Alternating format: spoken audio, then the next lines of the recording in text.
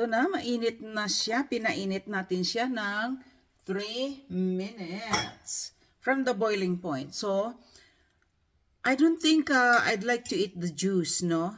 Pang flavor lang po ang juice. So, try natin. No? Ito ang kay Bunso. Dagdagan natin ng konti.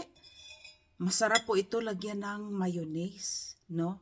O kaya soy sauce pang ulam. Ayan po. Tikman natin at tingnan natin kung paano ang reaksyon ni Bunso. So here we go.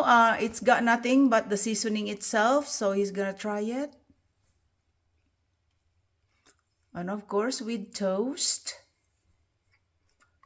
If you like, Pretty good. Pretty good daw. So if you like to eat it with toast, I think it's best with mayonnaise. What do you think?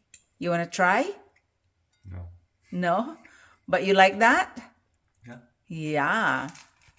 So here you go guys. Nagustuhan ni Bunso kaya carry tayo, magpi-preserve tayo niyan for a long-term shelf foods. Ito po ang iba pang natitira. Meron akong 6 na natitira.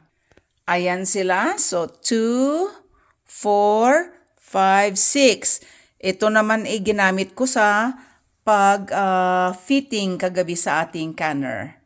Ayan, maraming salamat. 6 pint-sized jars na salmon. Ayan, salamat po. Bye!